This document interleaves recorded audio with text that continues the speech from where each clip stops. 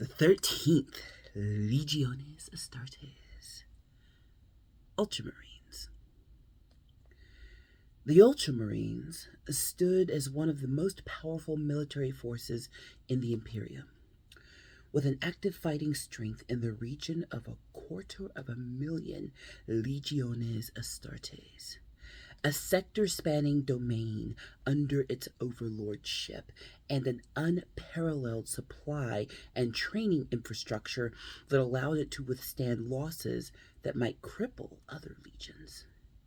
It would be the legion's very strength and power it could wield that would make it a prime target for the traitors' conspiracy and bring ruination to the 500 worlds of Ultramar. Hey friends, it's me, the Ebony Otaku, the well-rounded nerd. First of all, can we admire the art? Robute is who we speak of today. Robute. You gotta roll the R or you're not saying it correctly. I think I've said it a couple of times on my channel. When I first started reading Warhammer, like before the audiobooks were out, okay, she's not 30. She ain't 20. All right. But when I first got into Warhammer and you're reading some of these words, and you know, I'm not of Latin descent, obviously. So, you know, you read some of these words and you don't know how to say them. But then I started listening to some of the audiobooks because you get a lot of reading done with audiobooks, especially when I started traveling for work back in the day. So audiobooks were my friend.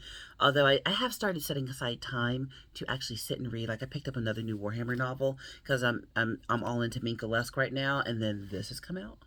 Thank you, Guy Haley. Yay. Yeah, it's a Dark Imperium, so it's a Robute novel, but it's right after the Fall of Acadia, and I'm reading about the Fall of Acadia right now. Yeah, so she's way back into the lore again. She's just skipping over. Wait, I've had this for a year, and I refuse to read it. Cost me $40. Okay, that's a lie. It was 30, but I'm just not ready. I'm not ready for the end of the 30K era. I'm so attached to the characters in the story. And I know what happens, but I want to hear about how it happens. I'm not ready. She's in denial. And she's going to stay in denial. And she's just going to jump all the way over the end of 30K for like the next 2 years. And I'm on the 40K right now. But anyway, back to Robute. But yeah, I didn't know how to say any of these words until I started listening to the audiobook. Same thing with like Harry Potter. Like the way we say a lot of things in American English versus British English, they were a little bit different. And honestly, it flows a little bit better. But hey, accents are what they are. I've already had that rant. I'm not going to do it again, I promise. But everyone has an accent. Deal with it. But telling myself, when I first read about this particular Primarch, look at the art. Can we admire the art? Oh, I love the art. I thought his name was Robut. And I was like, Robut? That doesn't sound very majestic. Like, you know, you got the Lorgar and Horus and Sanguinius, Corvus, you know, all their names sound like something. Vulcan, like they sound, you know, royal and regal. And I was like, Robut? How are you going to have somebody named Lion? L. Johnson, which that's a hoot of a name. But how are you going to have a brother named Lion and then your name is Robut? And then I listened to my first Warhammer novel read out loud. And I want to say that, I forget if it was Gav Thorpe or Nick Kime narrating. But either way, I learned how to say Robute that day. I was actually listening to, what was it? I want to say it was Vulcan Lives. So my first encounter with the Robute, I'm sorry, I can't help but say it that way. It's kind of like Dreadnought. I can't say Dreadnought. It doesn't feel correct. It's Dreadnought. You have to give it oomph for the word to work. When I first started reading about the Ultramarines, like just lore research, they were not my favorite. I will freely admit that. Robute and his just kind of sanctimonious air about him, just like, I'm right, you're wrong, deal with it. That's how he felt to me. He felt like that spoiled kid who everyone thinks has never had a hard time, and you want them to have a hard time. And I know that's just messed up logic, but that's how we are. Come on, that's how humans are. We're like, you're a little bit too spoiled. I need you to suffer a little bit so you can know what life is really like. Like, he felt like he was that guy. Stay hydrated, friends. It is hot in these southern summers. That girl who got on the internet. Okay, sidebar. Poor thing. Poor thing. That girl from England who got on the internet and said, there is nothing like a British summer. This is the worst heat. Have you been to the Philippines? I have. I've been to the equator, honey. You think England is hot? Look, now granted, everything's relative. Okay? Everything's relative. Because my heat and the Philippines heat, not the same heat. Okay? All right? I went there in February once and it was 110. That's Fahrenheit, duck. And yeah, it's just, and then all them buildings in Manila. Oh God, there's no heat like British heat. Y'all's high where you put out a heat advisory is where half of us in the South keep our thermostats in the summer so we don't blow out our air conditioning units. So yeah, I looked at Robute like her. Basically. I feel so bad for her because the whole internet, at the time of recording, the whole internet is after that girl. But yeah. But yeah, we look at him like that. Like, you just had it too easy. You just had it too good. You don't know what hardship is. Because when you read about Robute's history, which we will in a second, about this man, this Primarch, the god that is Robute, he was literally born to rule. You know, he is, obviously he's a Primarch, so all of the Primarchs are born to rule. But not all of them get an easy time. Wait until we get to Angron. I ain't upset with Angron's choices. I'll be honest. Like, when I first encountered reading about Angron, I was like, yeah, it tracks. Like, yeah, it tracks. Yeah. I'm surprised he was ever on the Emperor's side. But with Robute and in the realm of Ultramar, he's a very unique Primarch. And here's why I came to love his silver spoon having butt. Because I think I've said it in a couple of videos, you can't ever look on the outside and decide you know what a person's been through and what they're thinking, what their motivations are, and all that kind of thing. Like, that's unique to every individual. Everyone has experiences. And here's something I've recognized, especially working in corporate America. Like, I'm nowhere near the top. I think hierarchy-wise, I'm like 8 people from the CEO, which in a corporate structure isn't that far, technically. Like, they have 2 reorgs and 4 people from the CEO. You know. Pause, someone's calling me. That was actually a very important call, so I'm glad that I took it. Back to the topic at hand. So, when it comes to people who are in power, and I think this explains someone like Robute quite a bit, because when Robute and his little capsule landed on in the Macrog, on his world, and he was adopted by, what was his name, Connor Guilliman? K. Guilliman. Well, he was adopted by his father, his human father.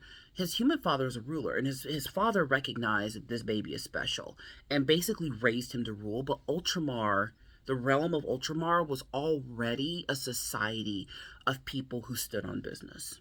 That's just what they did. I would think of them along the lines of the way Greek regiments worked 1,000 years ago.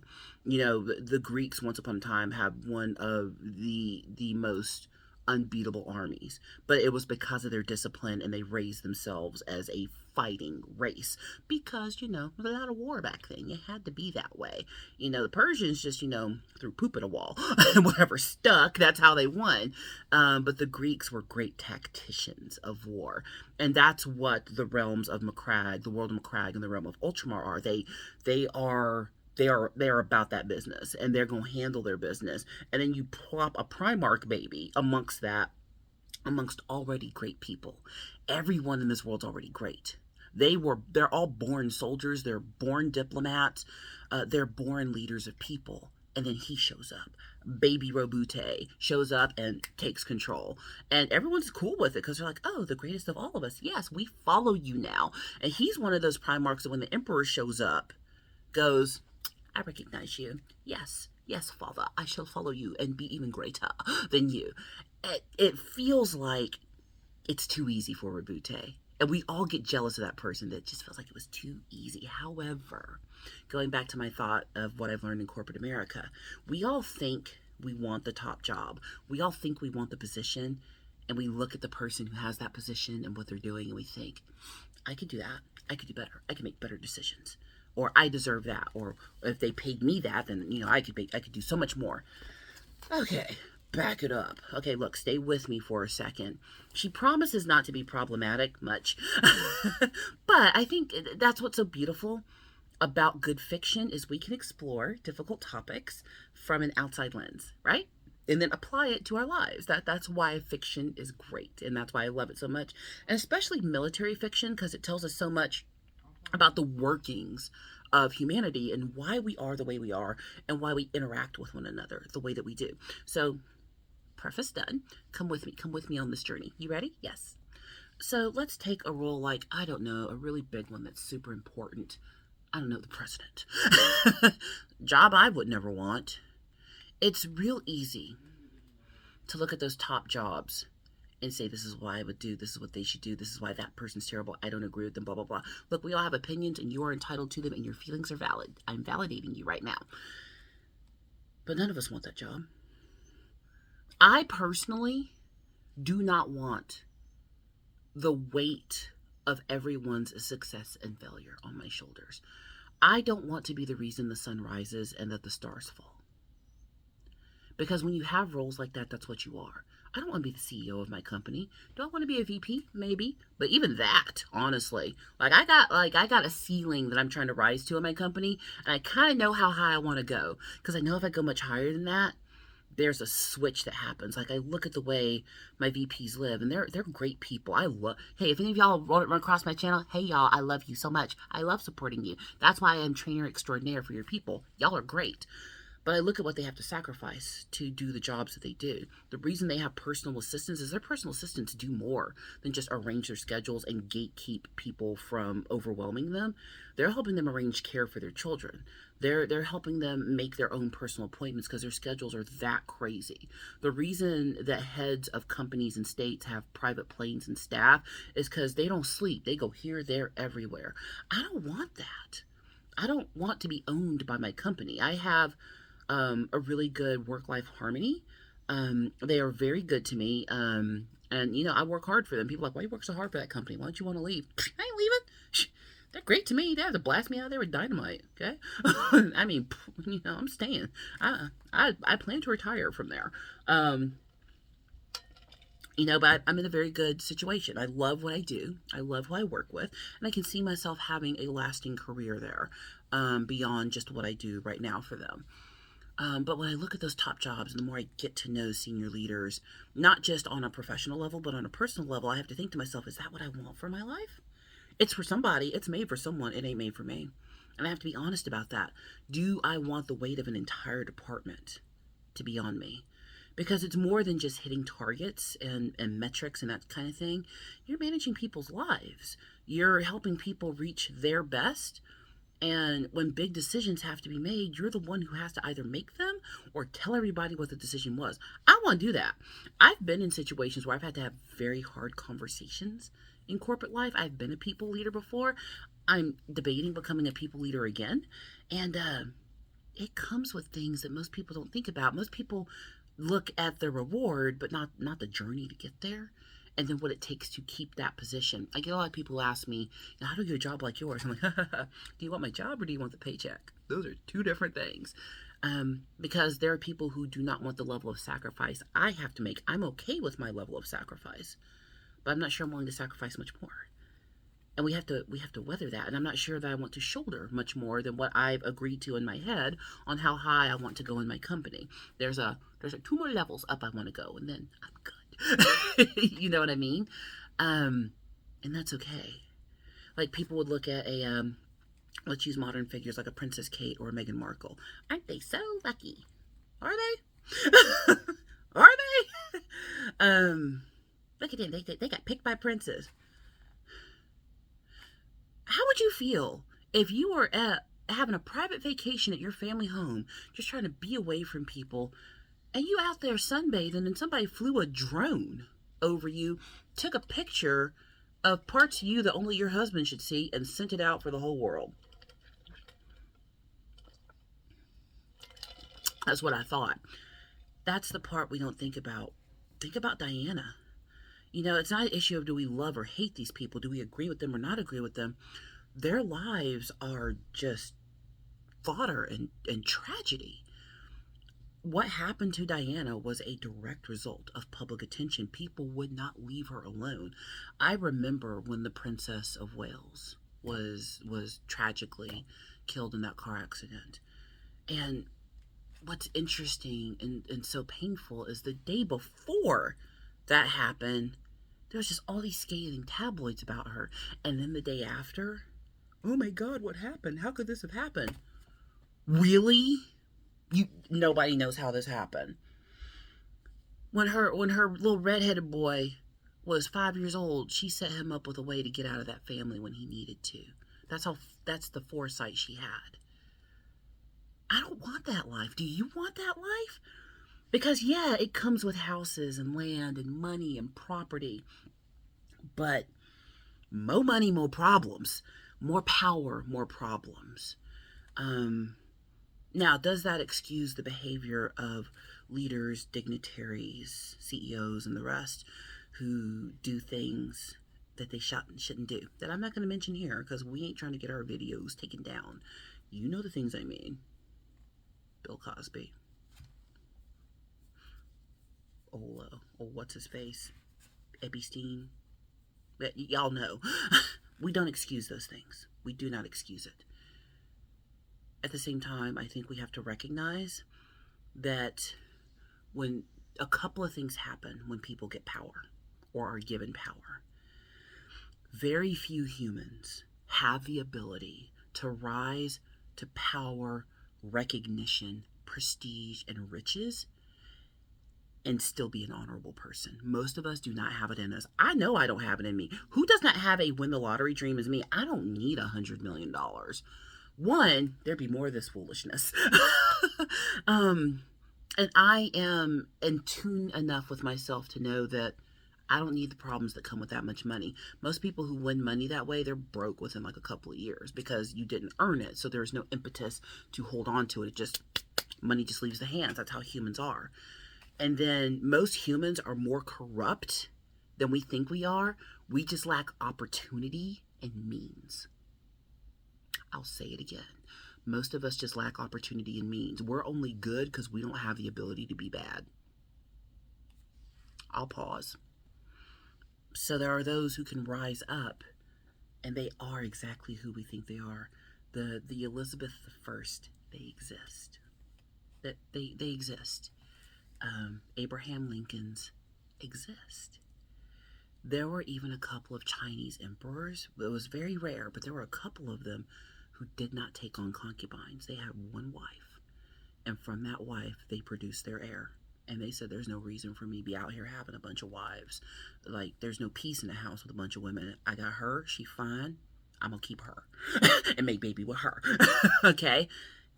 And he got his son.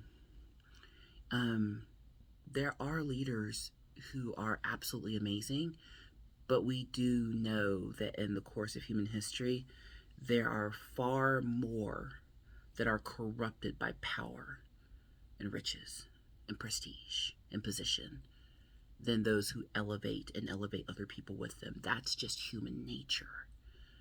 And I think that's why we're all so suspicious. The other thing that happens if a person isn't of that moral fortitude to put the people ahead of themselves, they get exposed for who they are. I don't think riches corrupt people. I think it just gives you the opportunity to be exactly who you are. We want to say, oh my goodness, they went to Hollywood and they turned terrible. No, they were always terrible. They just didn't have enough money to be terrible. They didn't know they were terrible, but it was always in there. It's like chaos. That's why I bunks with chaos. Chaos does not corrupt humans. Chaos exploits what's already there. And the reason Robute stands out amongst the Primarchs and why I bunk with him now. I didn't before because I was looking at him as the rich kid. Oh, you one of them Hilton babies. It was handed to you. You just a Kardashian. It was handed to you. Oh, no. No, no, no, no, no, no. Robute knows his purpose, and he is burdened with glorious purpose. But he takes that purpose seriously. He is the leader that rose up and recognized that his father had erred. And Chaos did try to tempt Robute, but there wasn't anything in Robute to exploit. That's why Robute never fell. You can't fall if it's not there. That is the difference between a Robute and a Lorgar. Robute is loyal to humanity. And because Robute is loyal to humanity, he recognizes that even though the Emperor has the best of intentions, he sees the flaw in the Emperor's plan. And this is where I learned to bunk with Robute. In Vulcan Lives, I guess spoiler warning, go get the books. Come on, they're $7 a piece. You can afford them. Go to McKay's. Go get you one for $1.50. You need them all. My dog is so cute sleeping on the floor. He's dreamy and his little face is twitching. He's mommy's precious. Anyway, you want to see him? You need to see him. Look at the chamois. Oh, he's so cute. He's so cute. Yes. Okay, back to where we were. Fawning over my dog. He's cute. See, she gets off track and then she loses her mind. But in Vulcan Lives, y'all know what happens to Vulcan, right? We talked about it. Tragic. But in Vulcan Lives, towards the latter half of the novel, there are 5 Primarchs on that planet? One of them crazy and just running around being extra. There's Lionel Johnson. I want to say Sanguinius is there. Correct me if I'm wrong. I haven't read it in a long time. And then Vulcan's pod lands on the planet. And what we learn in Vulcan Lives is a lot of it's focused on Robute and Imperium Secundus.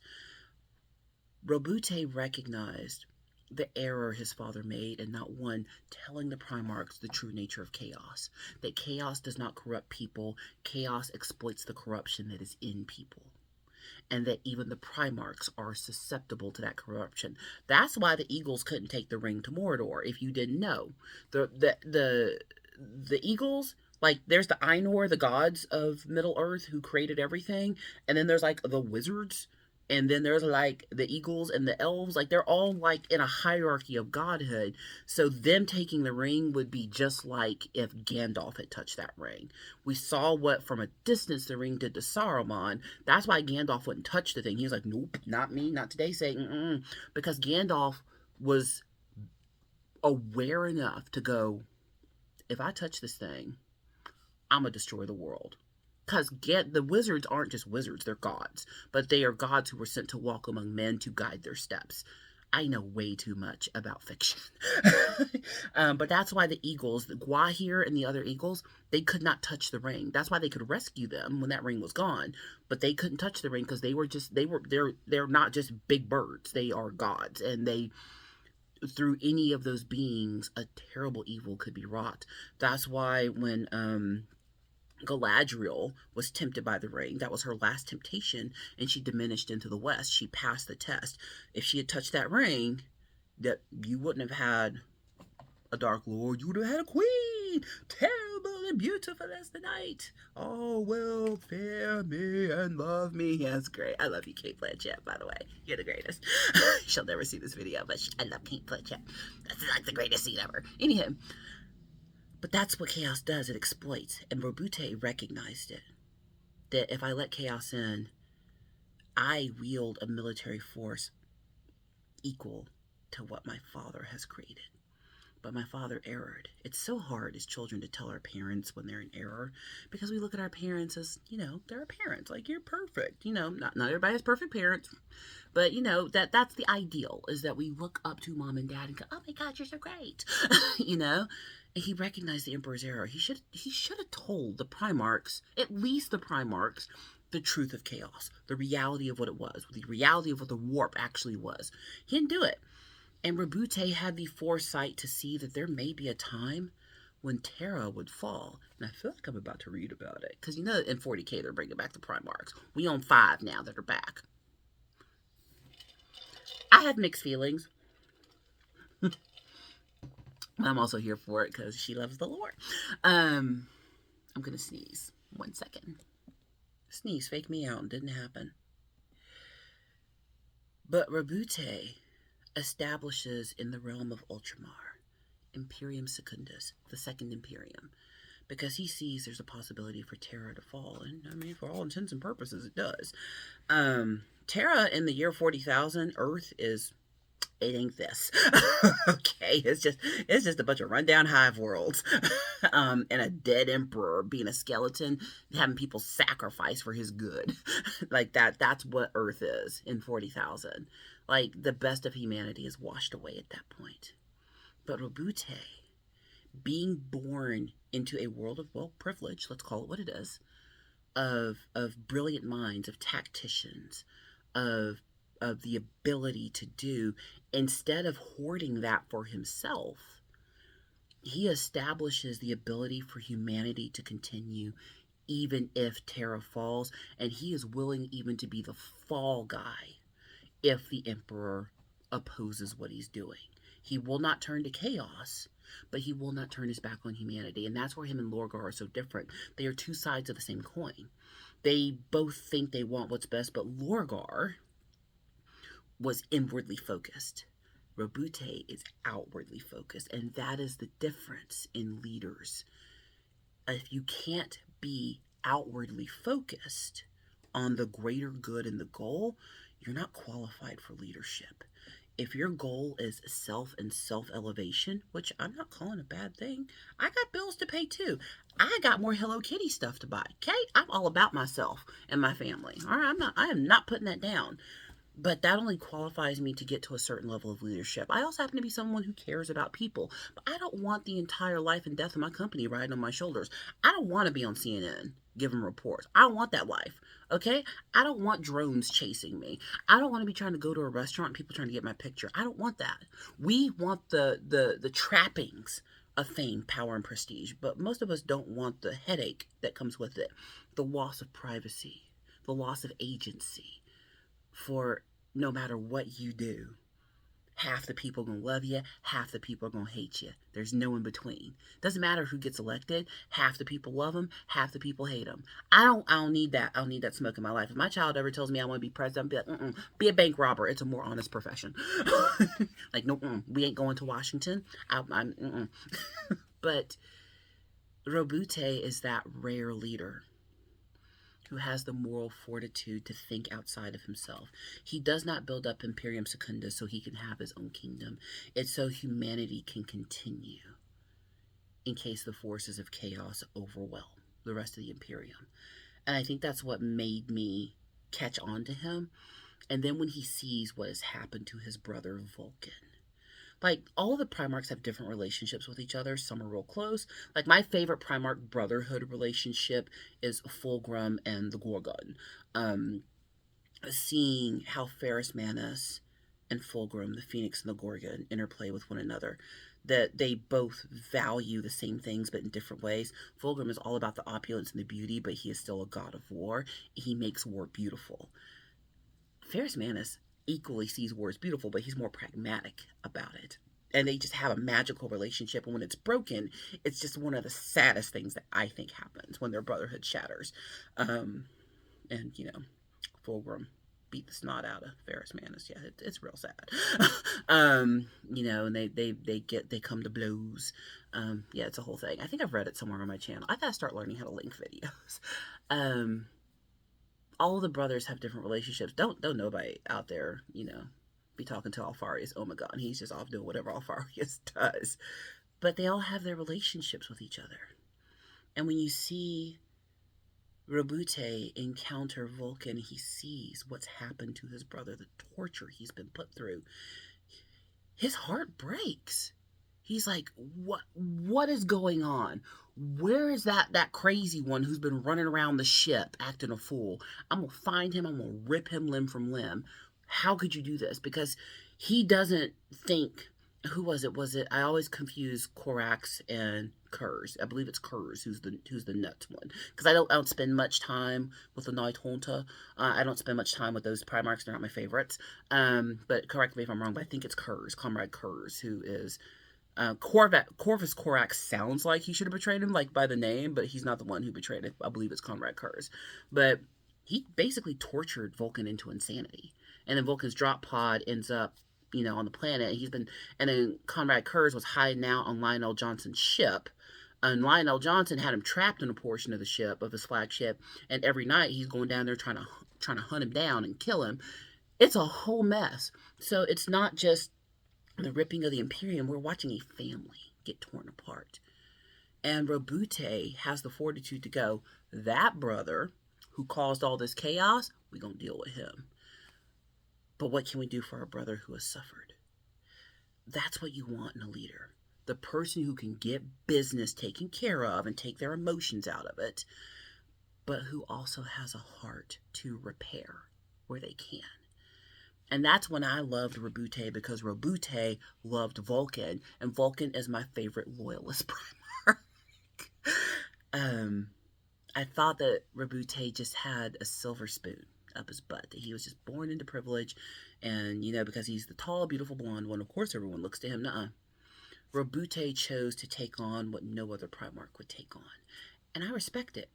Because I think that's one of the benefits of having been in corporate America for most of my adult career. I've been in a large corporate company. I've worked at 3 major corporations. Well, yes, technically 4, but when I was only up for a few months. I've worked at 4 major corporations in my adult life, which is saying something.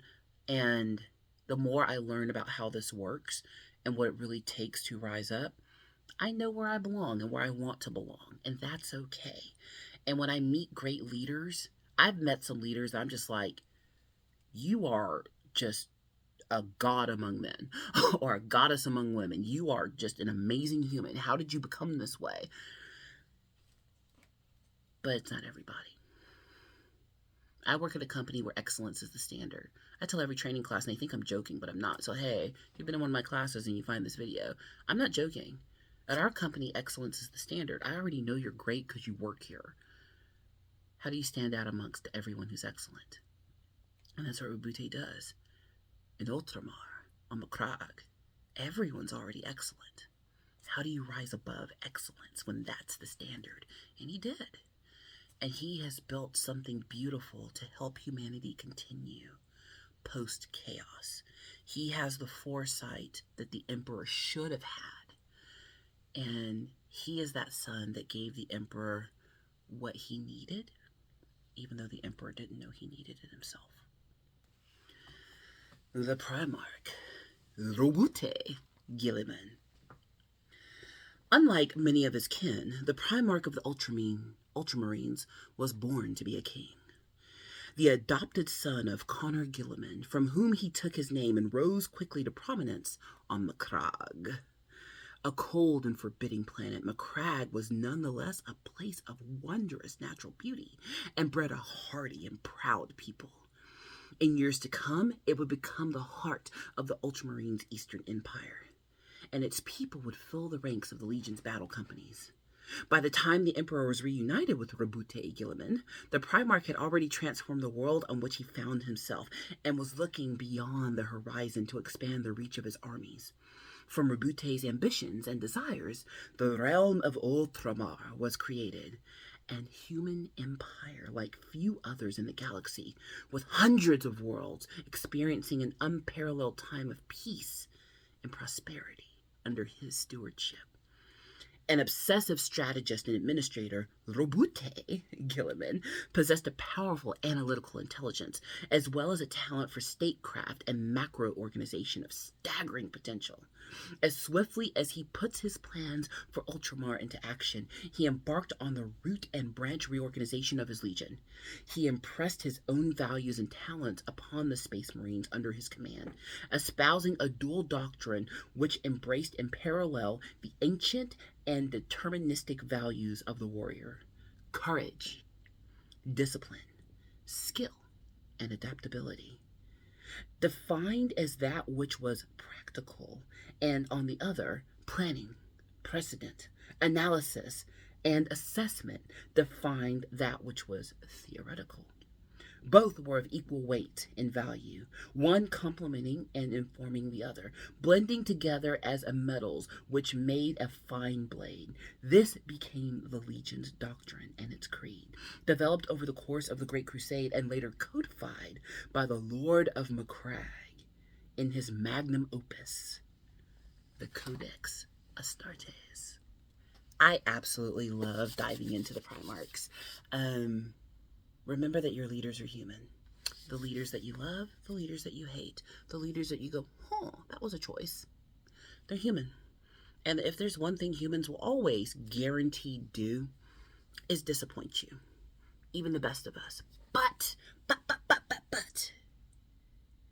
there is that rare case where humans rise up and take on what nobody else will take on. And they really do have the interest of their fellow humans in mind. And Robute was one of them. I love fiction. If you can't find people to look up to in real life, which, I mean, come on, right now, it's real tough. Okay, you'll never know what I think. I'll talk about religion. I have no problem talking about religion. She's a Christian. I don't think I've hidden that. But politically, you're never going to know what I think. I don't think it matters. We're all entitled to our opinions. But I think as election season approaches, this is a good time to talk about Robute, because we have to remember that these people that we put so much weight on, they're still people like you and me. The Emperor worked so hard to create his perfect armies. And at the end of all things, it turned out his armies were just human.